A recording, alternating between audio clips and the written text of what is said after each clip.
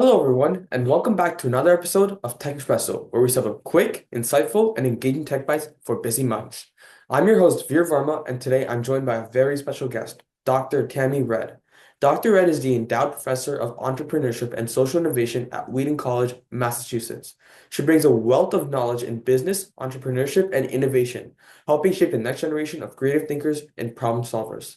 In this episode, we'll discuss how creativity drives innovation, how young professionals can stay adaptable in today's fast-moving tech world, and real-world breakthroughs where creativity and innovation made a big impact. Let's get started. So my first question is, what role do you think creative plays in driving innovation? I am actually a professor of entrepreneurship and social innovation at Wheaton College in Massachusetts. And here I actually teach a course in creativity. Back when I was a business undergrad, creativity was barely a word spoken inside of the business classroom. Typically, we hear the word creativity and associate it right away with, arts, music, poetry and the like. And so it wasn't until I would say very recently, in the last 10 or 15 years, that we've allowed the word creativity to kind of sneak into the business arena as more people realize that creative problem solving is a lot of the work that we do in the world of entrepreneurship and innovation. Creativity seems to be a key element in driving innovation in the first place. If we think of the large iconic companies in the world like Apple and Google, they've always thrived on creativity and using that creativity to drive innovative products. For them, mostly to remain competitive and relevant in the marketplace. But again, if we look at some of the world's most difficult problems, we can see that some of the problems don't exist yet. Some of them have existed for a very long time, but it's going to be necessary for us to come up with new creative solutions to solve some of these challenges, not only in products and services, but just in terms of clean water, clean energy, um, creating inventions and innovations that would lead to um, higher levels of literacy in the developing world, um, poverty, equality. The list goes on and on. These are all things they're difficult problems that we're facing in the world. And so it really does require us to think differently, to think outside the box, and to try some things we've never tried before. I mean, that's exactly what creativity is.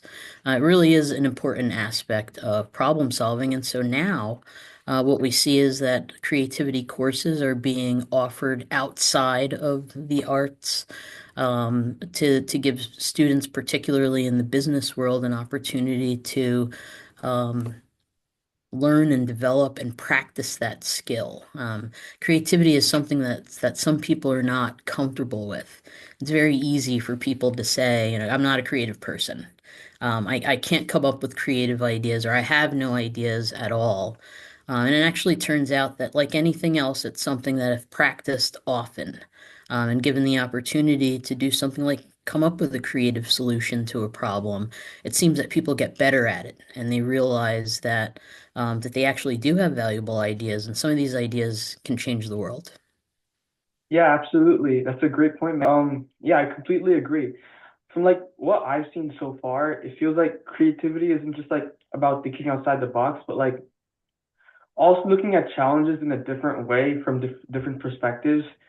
For example, in tech, creativity is like key for solving problems and like coming up with new solutions that people didn't use in the past.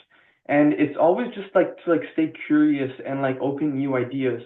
And like you have to like be ready when things get tough or like unfamiliar. So that was amazing examples. And this leads to my second question, which is how can young professionals develop key skills like adaptability and creative problem solving to stay ahead in today's tech-driven world? Yeah, that's a great question, Veer. It seems that the world is moving at a breakneck pace. So young people particularly those in high school and college, and even those of us who are already out in the field working, everything's changing so quickly that we all have to be ready to learn something new at all times. So for younger people, what I encourage is go out and learn about things that you don't know. I know that it's uncomfortable, but go out and learn these things. If there are technologies that you don't know anything about, go out and learn them. If there are courses offered at your high school or at your college, if there are clubs or student organizations that you can join that would give you some hands-on experience in skill building or using different technologies outside of the classroom, then absolutely go and do it. One of the rising trends that we see here in the United States and other parts of the world is we see that um, most colleges and universities, and now even high schools and middle schools, have something that we call a maker space or a fabrication lab, right? And being a college professor, I see many students who are very intrigued by the existence of the maker space here at Wheaton College, for instance, but they're also incredibly intimidated. They're afraid to go inside, and they're afraid that there may be some tools in there that they don't know how to use yet or that they don't have the skills for. Um, students should feel comfortable trying something new. I know that it could be scary, but the payoff is big when you walk away with a new skill that you could use potentially either in the job market or to solve a problem to one of the world's biggest challenges.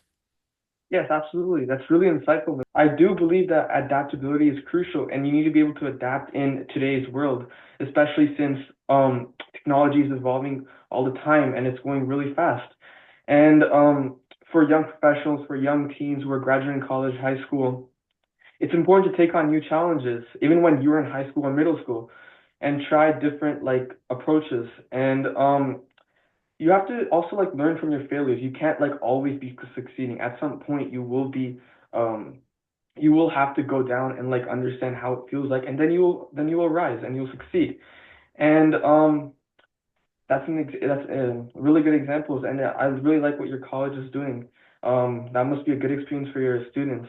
Absolutely. And, having that opportunity to learn or to shadow from other professionals could be incredibly insightful for students. So if you can get the hands-on experience through experiential learning at your school, but also be building a network of professionals and experts that you can learn from. The two can go hand in hand and would work out great as a foundation for someone who's going to be moving into a pretty rapid paced and complex market, a job market. Okay. Yeah, absolutely. And this leads to my third question, right? So, can you share an example where combining innovation and creativity like led to a significant breakthrough, whether it's in your career? Absolutely. So that's a really tough question, Veer, because my mind is riddled with examples galore. So I'm probably going to have to give you a few different examples if that's okay. Um, one of my big interests has also always been sustainability oriented problems and having students come up with solutions or products or services that could help in that particular arena. So I do have one example that I could give you of an innovation that really created a significant breakthrough. Right now, we have a huge challenge in the world with clothing and the disposal of clothing. Sorry. Um, but there's an organization that has identified a way to recycle plastic bottles and actually make clothing, a polyester textile, to create new clothing. And so that kind of solves two issues. The fact that the clothing fibers that we're using right now to make clothing aren't always recyclable, and they take several hundred years, some of them, to decompose in a dump when they're disposed of. But if we could actually make clothing out of recycled material, then that material can be upcycled into something else even after it's used and recycled. So, I mean, this is absolutely genius. It's above and beyond thinking outside the box. It's certainly a creative solution to a problem that influences all of us in our day-to-day life. Um, Another trend that we also see is, and this is something that's kind of right under our noses. We see it in the news, we hear about it on the radio, and some of us actually see it happening in our local communities, is the rise of tiny homes, right? This is a great step towards sustainability, but it solves several different problems. We have a homelessness issue here in the United States and in other parts of the world. We also have a space issue. Can we continue to build houses at the rate that we are without, terribly influencing the environment, right? So we have organizations that have built tiny homes that are still functional, made out of more sustainable materials. They take up less space. They have sustainability features in terms of solar powered electricity. And even though they're tiny, they're very creatively designed to still have the same form and function of what you would receive or the benefits you would receive from living in a larger home. So we can help the environment by using better materials. We could take up less space by making them smaller.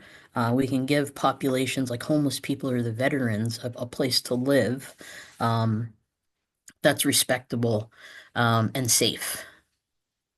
And then I could even tell you that on my side of the world in teaching and learning, there's even innovation there that is also creative in nature. And I can talk about fabrication labs and maker spaces all day long. So you might have to do an episode on just that at some Yeah. point.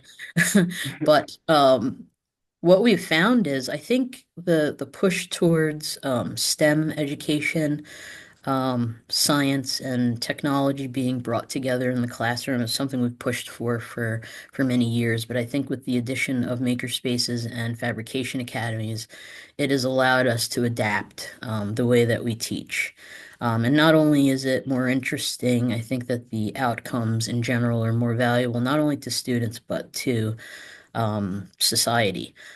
We have ways of delivering curriculum and programming that actually gives students the skills that they'll need to do some of this creative problem solving. And so while you put a 3D printer in a fifth grade class and they all invent something that seems um, perhaps not to seem so significant in terms of changing the world, that's just the first step because it brings that group of students one step closer to inventing that innovation or that invention that may actually solve, one of the United Nations Sustainable Development Goals.